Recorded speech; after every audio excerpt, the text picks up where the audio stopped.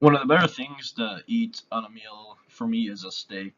Just having a nice juicy flavor, it tastes very good. But how many people actually know how to cook a steak? For me, I'm in college, I don't have anywhere to practice, and I've never cooked a steak before. So I looked up online and I cooked a steak by myself to find out how to cook a steak. So I feel like now that, or today, I can teach you how to cook a steak and check for the correct temperature, color, and just making sure it's all done. Why should you know how to cook a steak? Well, I think it's pretty important to be able to invite people over, socialize, family and friends, and have a nice meal in front of you. It's just a great way to spend time with family at the dinner table, enjoying a nice meal that you put together.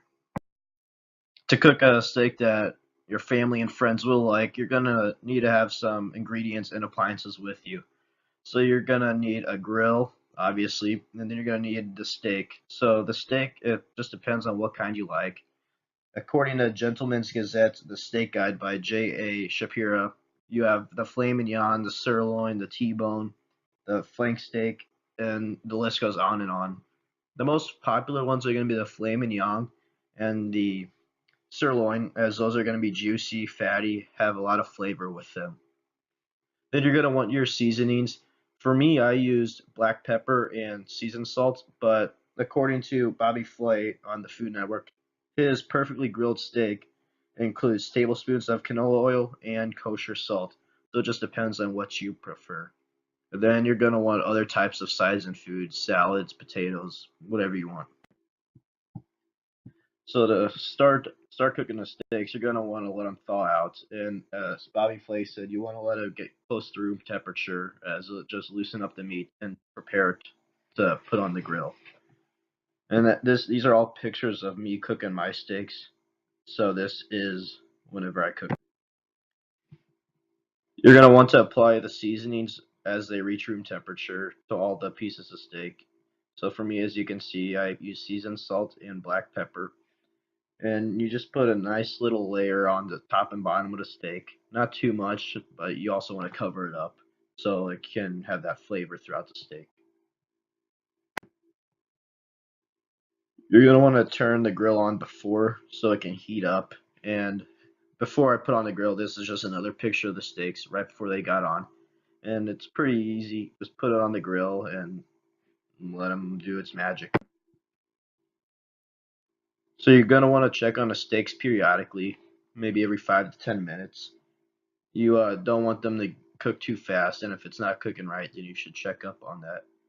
And at the end, you're gonna want, if you're doing medium rare, you're gonna want a light red in the middle. But if you're doing medium, it's gonna be a little less of a red, and I'll talk about that on the next slide.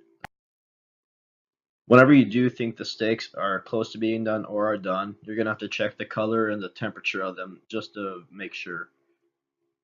The obviously the unwanted states are going to be you don't want to undercook it, as that could get you sick if you consumed raw meat, and you don't want to overcook it either where it won't be as flavorful and juicy. I was not sure on what temperature and color it needed to be, so I looked up online and found on certifiedangusbeef.com. I found a table and it listed the steaks from rare to well. So at rare, it's going to be 125 degrees in the center, and it's going to be a red, pretty good amount of blood and red in it. Then you're going to have medium rare. That's going to be a 135 degrees Fahrenheit. That's going to be that's going to be a little less red, and then it's just going to follow the trend. It gets less and less red, more pink, and then as you get to well, there's not going to be any pink. Medium, you want it around 145 degrees Fahrenheit. So whenever I cooked them, I did it in between. I did it at 140 degrees Fahrenheit. So it was a good amount of pink.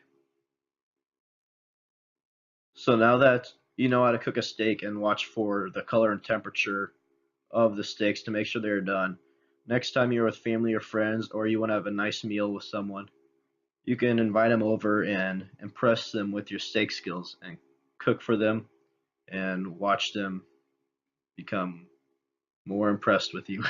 Thank you.